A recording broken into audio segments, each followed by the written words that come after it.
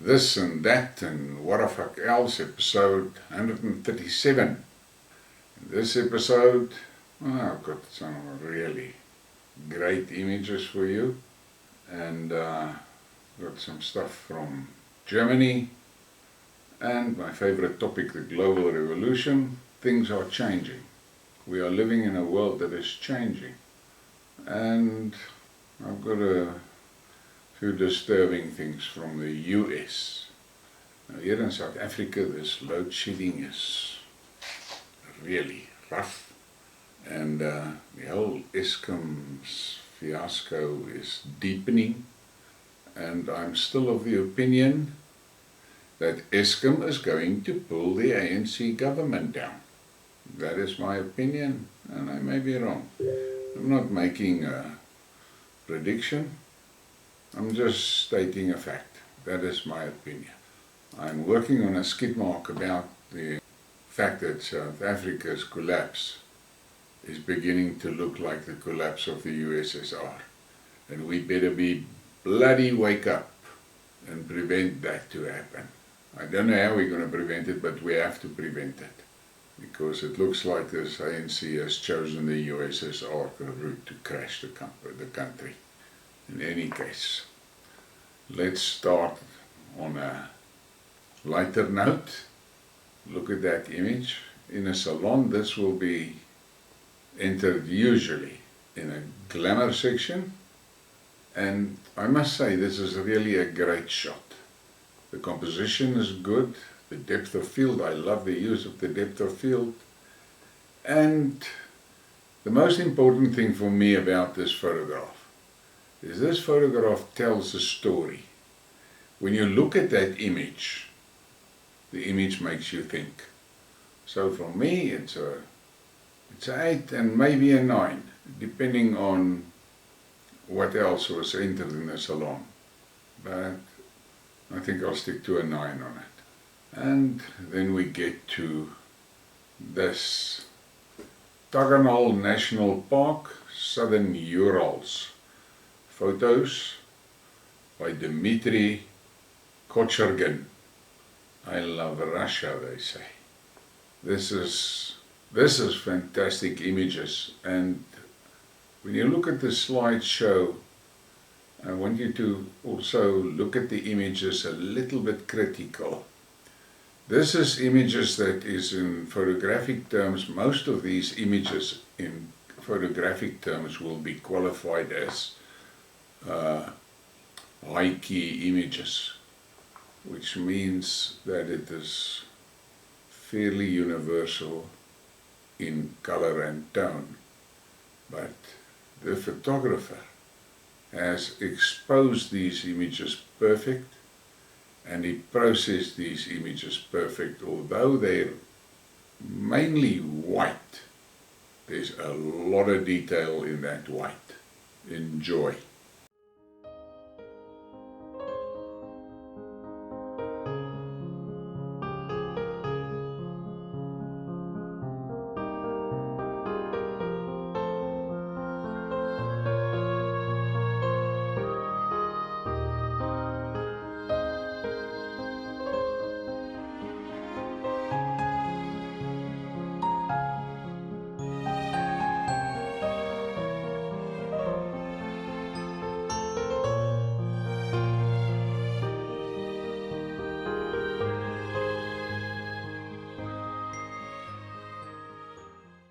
It must be breathtaking to view this with your own eyes.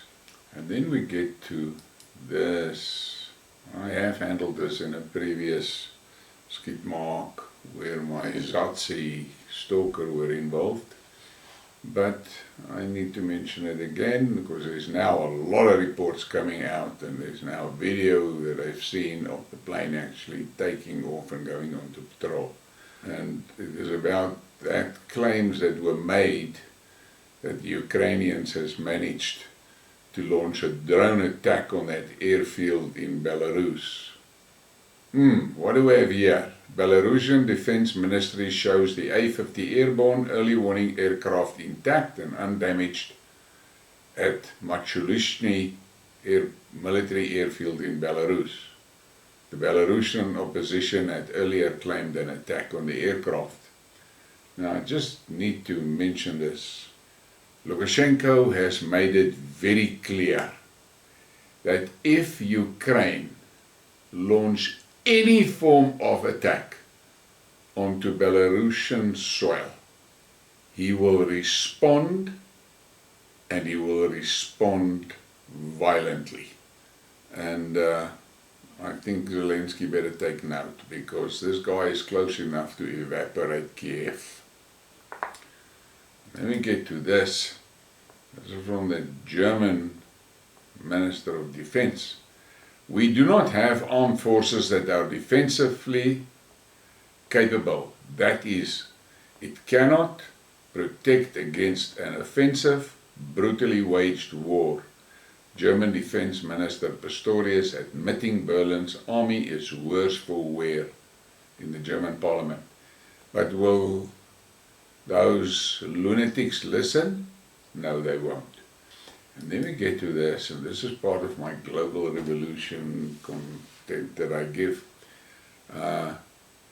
And this is a warning sign that the West must interpret.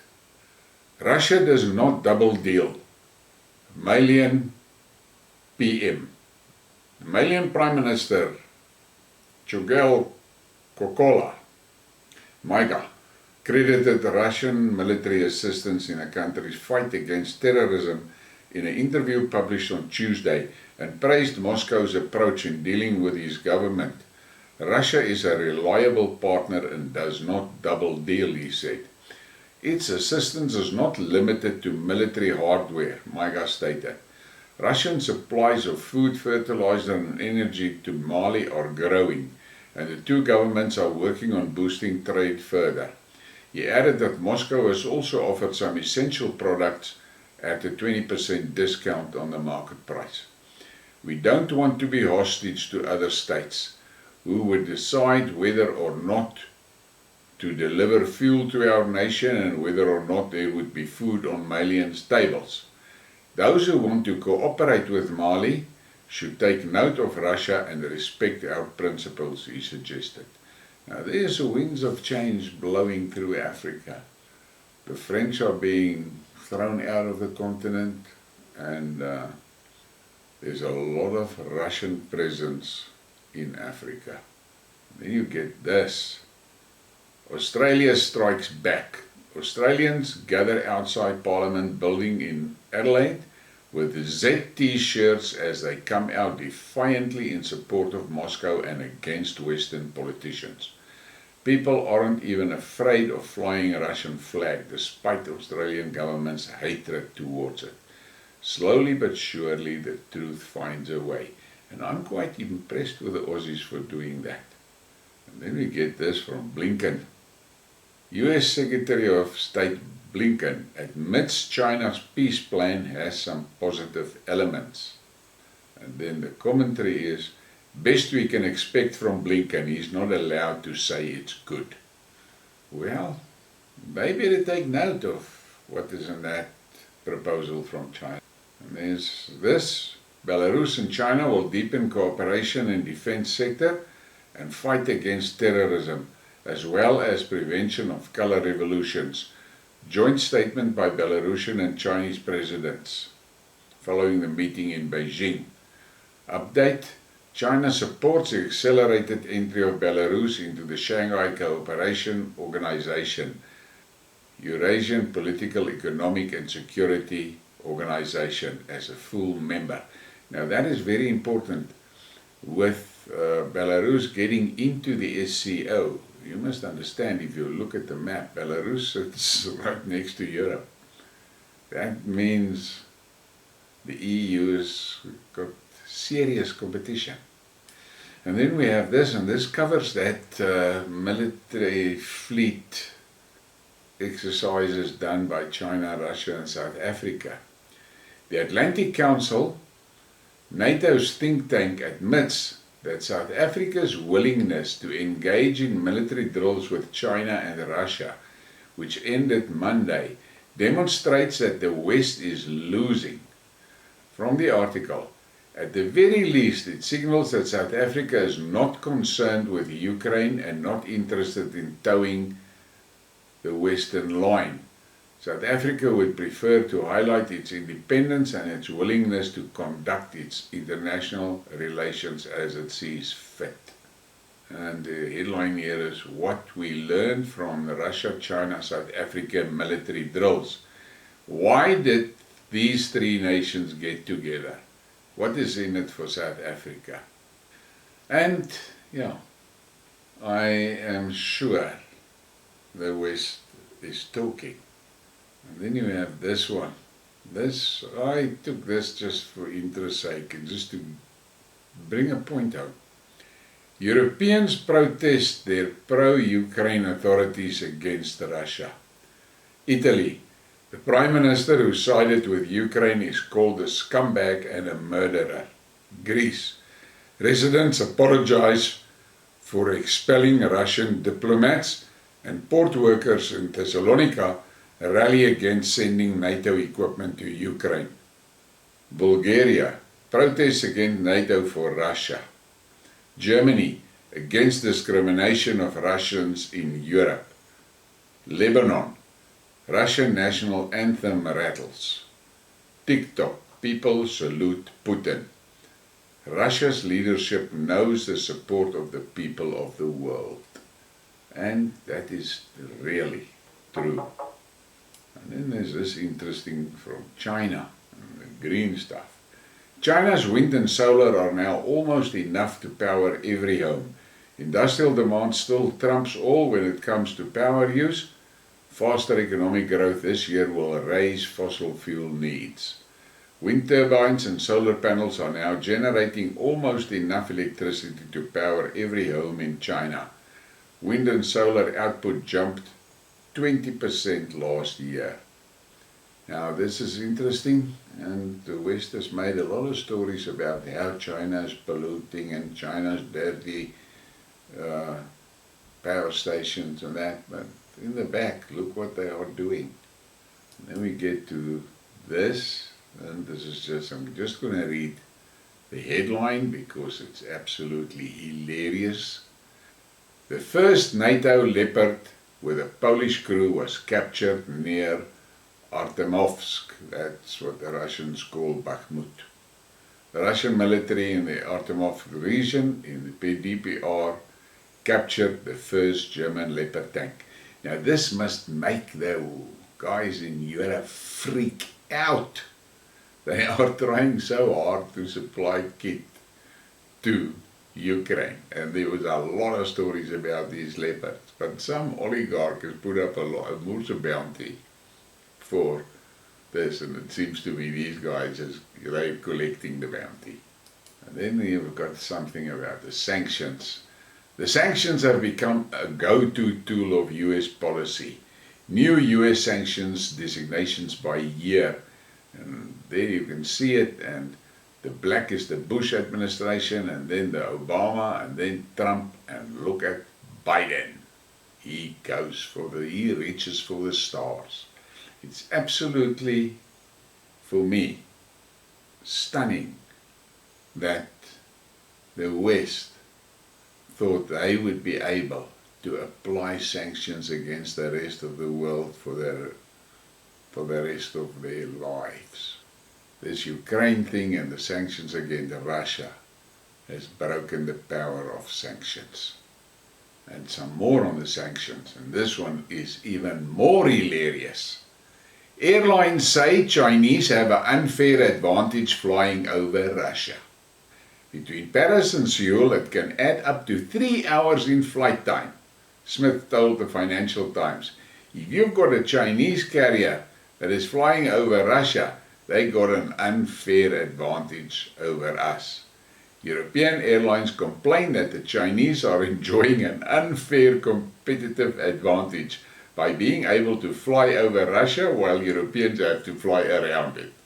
On flights from Paris to Seoul, that's 3 hours of flight time plus, says Air France KLM CEO Ben Smith.